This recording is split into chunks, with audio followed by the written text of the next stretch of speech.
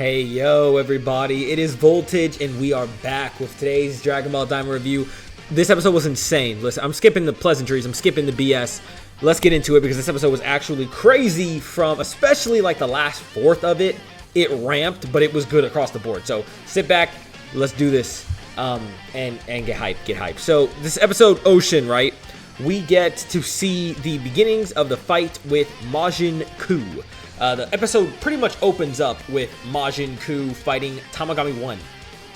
We get to start with that. So it's really cool. It's not like the craziest of craziest fights ever, but it is cool to see Majin Ku in action. And you really get his personality, which is the main point. He's like an animal, but he's such a little weirdo with his poses and dances and like running on all fours. And like he's a freak, okay? He's a little freak. That's what we're going with. Majin Ku's a freak. And we'll cover that, but let's just talk about the fight as a whole right here.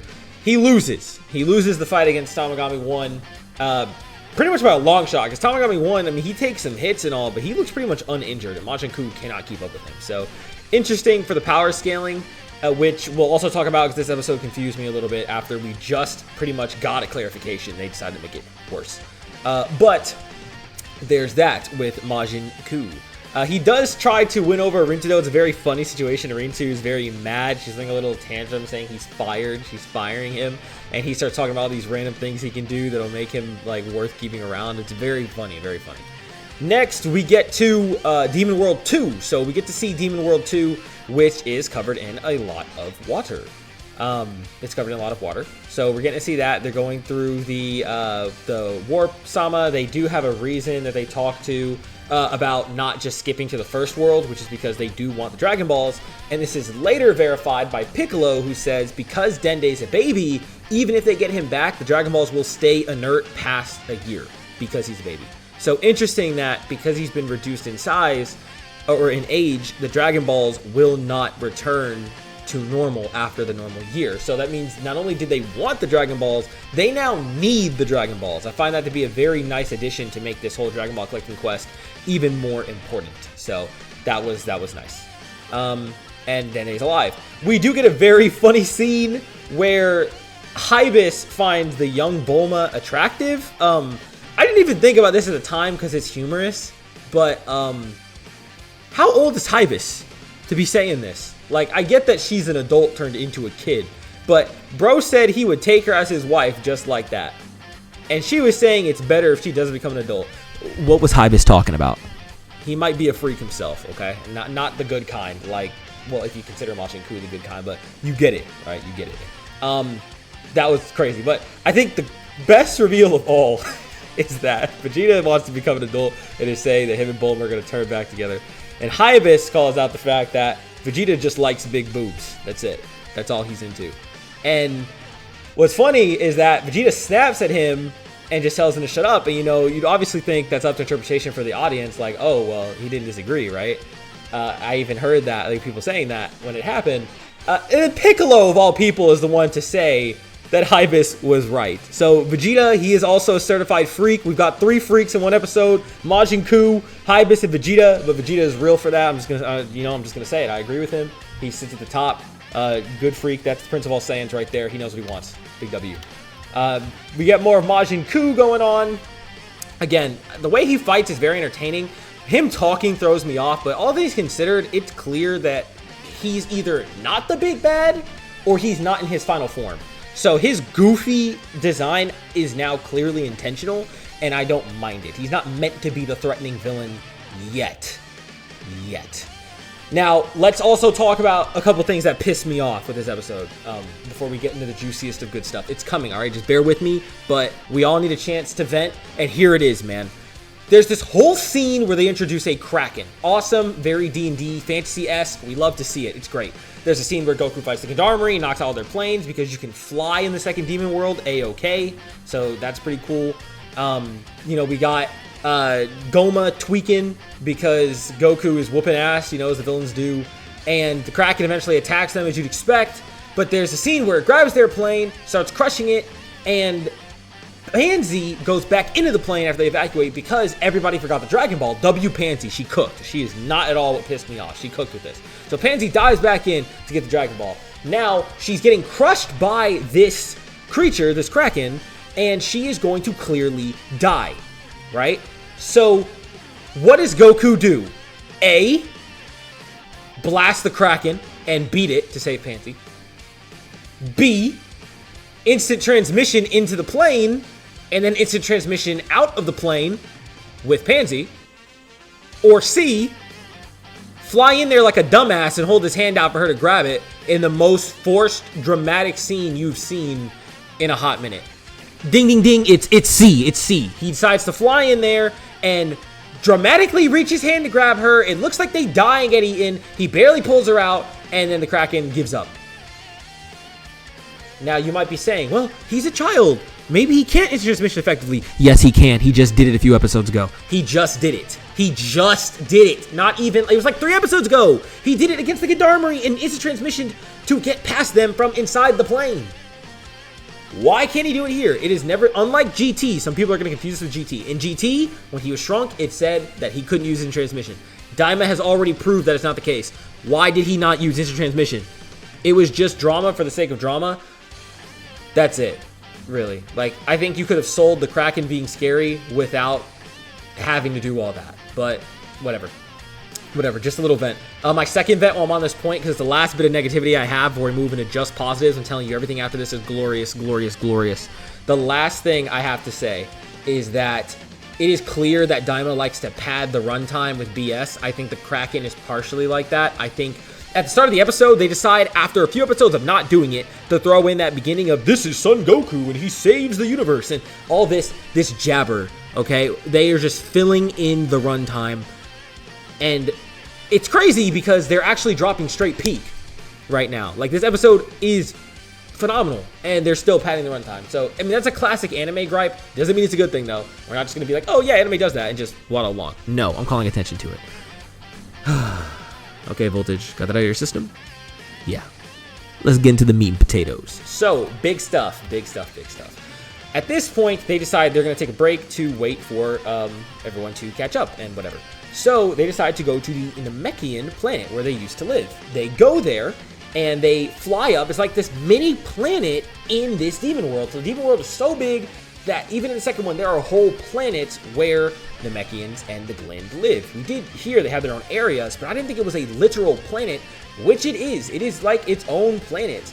They land there, and it looks just like Namek, and it said that they even took the Namekian trees, the Ajisa trees, which Toriyama's really been pushing in recent times as having big importance, that they took them with them when they left the demon world and made that there. And they even show this clip of Frieza destroying Namek, which I thought was pretty cool to see him there. Nice to see Frieza in the Daima style. It was very cool. He made an ugly behind face, but he made an ugly face when he blew it up too, so keeping it canon. Goku eats a revive bug, and it's a cool animation of it recharging him. Very nice, very nice. Just a little niche thing there. And then they talk about how no one is living here, and no one would live here with nothing but dirty water and trees. Instantly, Voltage said, cap, cap, cap, that no one is living here. Remember that when we get to the end of this video, okay? Just remember that. I said it was cap. So, Vegeta and the others arrive. They're on the plane. Goku flies to get them. You thought I was going to say instant transmissions there, which would have really pissed me off. No, he does fly, and it makes sense in this case because they're in a moving plane, and he may not have room in that plane. Someone will point out the Cell Saga, and if you do, you're half right, because Goku already knows these planes are cramped. And he keeps complaining about it. He even does it in the episode later. So he just does not like cramped spaces. As a child, I think is like his whole thing. I think he just does not like them. What they're saying by that, I don't know. Probably because he was a wilderness country bumpkin, even though his house is like super tiny. But whatever. So Goku pulls up, tells him about the Kraken, and Vegeta says, like, oh, look who's scared of a monster, you know? And then the Kraken comes out, and there he goes sweating, looking at that like, what? Huh? And Goku's like, we cannot fight that right now. He ain't even salty. He's just like, yes, bro, you see it. So that was nice. And then he also says that, what's funny is that Goku says that their plane got destroyed, so we were waiting for y'all to give us a ride. As if he didn't just ditch them last episode. He's so fake. Like, no, 6-year-old Goku is a demon. And y'all be forgetting that Goku was like that when he was a kid. He was, I mean, he's an ass. Like, he's kind of an ass. And he's a good meaning one. But He just ditched them a second ago. And then he's like, yeah, y'all can give us a ride. And they do. So there's more Majin Crew stuff there. But then we get to the biggest of the big, which is the lore drop. The lore drop to end all lore drops. I wouldn't say end all, but it is massive. It is something people have been waiting for since Super. Since Super, people have had this question. And it's now been answered. So Piccolo does explain. Here's a confusion, point of contention before we get the big reveal. Piccolo says that this place feels familiar and pleasant, but he doesn't remember it, nor does he miss it, which everyone assumes he does, because his father lived there, not him. People are going to say, King Piccolo? No, not King Piccolo. Katos. Remember, Piccolo that we know is the reincarnation of King Piccolo, but he is now fused with Kami to become the nameless Namekian. He is now the son of Katos. So when they say father, they don't mean King Piccolo, they mean Katos, which is the Namekian who originally left the demon world and who sent Piccolo from Namek to Earth. Got that? Everybody good? Okay, you can verify this by also seeing Guru's reaction, saying that must have been the son of Katos. You can see that when they refuse, people call themselves names Namekian, blah, blah, blah, blah, blah, blah. You get it. So, next, Namekians are revealed that they were treated as, like, slaves. Now, this is good context, because originally, in the first couple episodes, it's talked about how Namekians value their freedom. So, obviously, they wouldn't want to be ruled. That just seemed like they didn't like the Demon King, like all the races do. But Supreme Kai adds context. Not that Namekians don't like authority. It's that they were being treated like slaves. That is a big difference. They aren't just a free-spirited race. They left for their freedom. I think that adds a deeper layer to the whole context of the Namekian people, which then leads to the reveal of Nahare's name to Bulma in the code, that he has a real name. And then they're questioning that, you know, why did they leave the Demon Realm? Why did the Supreme Kais, or the Glind, why did they leave the Demon Realm? And so Supreme Kai tells the story. Now, he reveals the craziest lore drop we have ever gotten in Daima so far. There used to be a good Supreme Demon King. We don't know his name, but he did exist. We see him. He looks like a genie to me, is my first impression when I saw him. But he used to be the Demon King. We don't know his name. But he created a Super Majin named Rimus. Now, is this in a similar fashion of Majin Buu? I don't know, but apparently Majins can create other Majins. That's just, or that Majins will be created. That just seems to be the case. And they show this guy, and that the Super Majin Rimus created the universe. Now, I know there's going to be some contention, so let's talk about this quickly. People are going to say this contradicts Super. People are going to say that this makes it that Super and this can't be canon together. I thought so when I first saw it for a split second, then it hit me. Get off Twitter, okay? Put the phone down, stop your tappity-tapping on the screen, and open up. Open up the ears. So listen. People have had a theory since Super that Zeno is a god of destruction. Hear me out. Why? Because Zeno is shown to only destroy, not create. They do not call Zeno at any point the creator of the universe. He is just the highest person in it, the ruler. And as such, he destroys things with not Hakai, but his own power, right? Why else is he similar to God of Destruction? He has an angel. The Grand Priest is his angel, just like a god of destruction. Next, what happens after Zeno erases the universes? Does he bring them back? No, he doesn't. They have to ask the Super Dragon Balls to bring it back, and as such they are formed. It has never been said who the creator is, and if we view that in the grand cosmic scale at the very top, that Zeno represents the role of God of Destruction, then you have to ask the question, who represents the role of the Supreme Kais? That's Rimus. It's not a contradiction, it's filling in a blank. That is very different. It's not a retcon, it's a reveal of information. So, they talk about how Rimus is, they do say one thing which is like, this is a contentious retcon. Rimus, they call him the highest authority in the universe. That it's possible for him to be the highest authority if he is equal to Zeno. Because, you know, a Supreme Kai and God of Destruction are equal. You wouldn't believe it when you see Shin get bullied by Beerus all the time, but they are supposed to be equal. So, Rimus and Zeno being equally the highest authority makes sense. They can't go over the other, realistically. Or at least they're both on the same level. If they're saying Rimus is above Zeno, though, then you can call that a retcon. I agree with that. So there's still more, though. You think that's crazy. We're not done. So it's then revealed, another retcon, unfortunately, because it's Daima. You know, Dragon Ball retcon, Dragon Ball Daima. It's actually a direct translation. But jokes aside, It's talked about how Rimus created multiple universes. That's not a retcon in and of itself. It's that Goku is now knowing about the universes earlier, so it makes his reactions super stupid. Otherwise, it's just minor. And it talks about how Majin moved into the created universes. So the original inhabitants of the universe were Majin/demons. And then if you're still questioning if this show is supposed to be considered in the same timeline as Super, your answer is yes, because when it's shown all the Supreme Kais who were chosen from the Glins, you immediately see Gowasu, Supreme Kai, the one we know, Shin, and, excuse me, all of the other Kais from Super.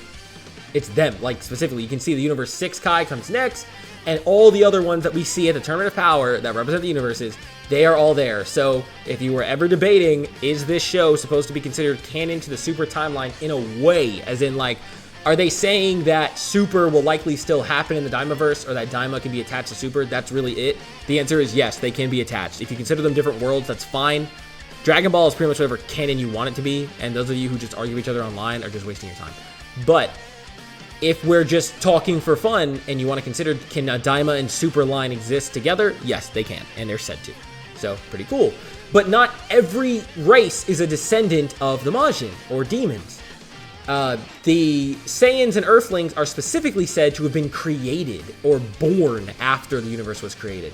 How that happened, I have to imagine that Rimus created them, or the Supreme Kais created them, because I actually don't, I really don't know for sure, to be fair. I guess Rimus did, because it's revealed in Super that even though Zamasu and Gowasu would have been assumed to have created the, the barbarians, the dinosaur race, they are shocked to see the development and don't like them. But to be fair, if you take it a step further, humans, as far as we know of our history, not taking, like, let's say the scientific explanation. If you look at the scientific explanation for how life was born, we evolved. Like, life created on Earth for special conditions, and we evolved to what we are today. It's possible that humans and Earthlings were a race that naturally evolved in the universe, and they just weren't descended from demons. That could be what they're saying, too. So, pretty interesting. But we're still not done. We're still not done, believe it or not. We still have more that's talked about with the Glins, and where they went and where they are now. So, they go over to move to a new planet near Rimus. So, Rimus is still alive. He's still watching the Glins, all that good stuff, right? They move over there. But it talked about how no Glins are still here. And they were born from the tree. So it was said earlier, Glins are born from 5 trees. But all the Glins left, and they couldn't take the trees with them. Which means the Glins are going to eventually be extinct, which Bulma talks about. And the answer to that is yes. Now, clearly they lived for millions and millions of years. So sure, they're going to one day be extinct. But, I mean, they live a long time.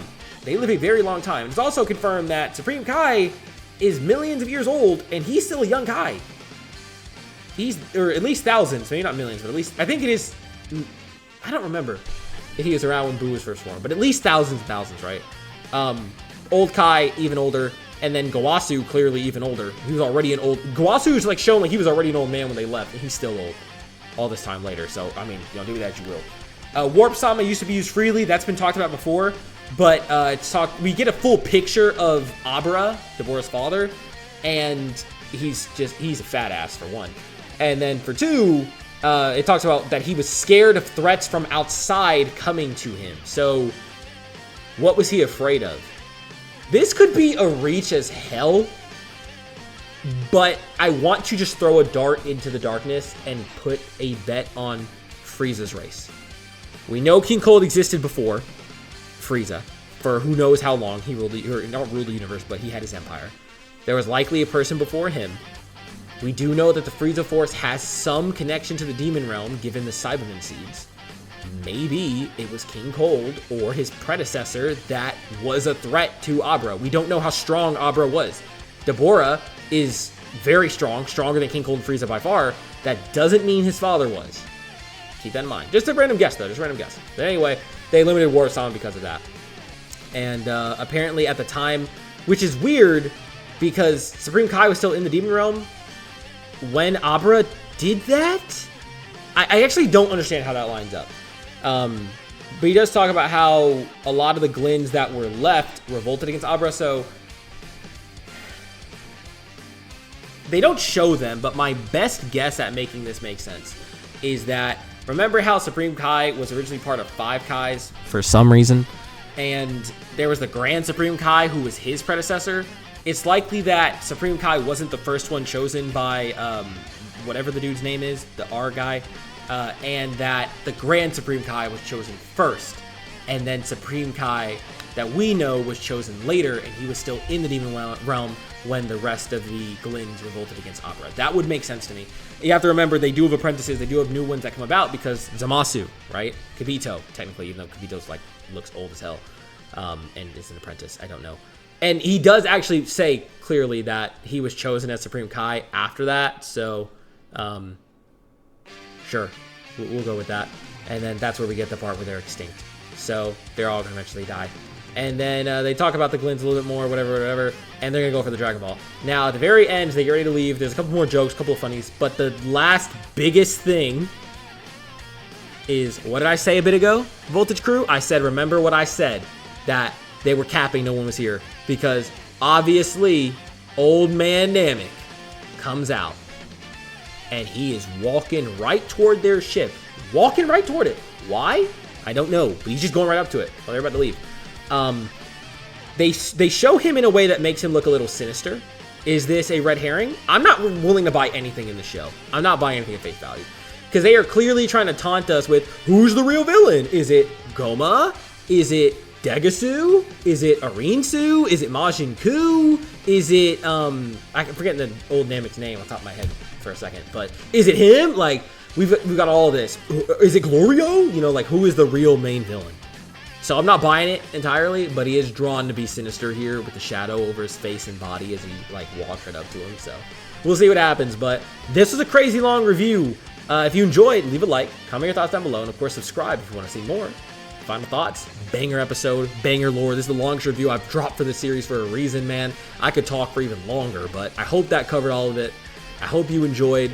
We're aiming for 400 subscribers as our next big goal. So if you want to join the Voltage Crew, please do so. If you want to catch some of my other reviews for Daima, you can find them on the channel in the playlist. There'll be a video recommended for you, whatever you personally are suggested by YouTube for you, right here at the end. So check that out. But in any case, I'll see y'all next week, hopefully for some more bangers, because we're getting confirmed Vegeta versus Tamagami 2. So let's see Vegeta in action. Otherwise, have a great rest of your nights, days, evenings, mornings, whatever times you're watching this. I'll catch y'all next time. Voltage.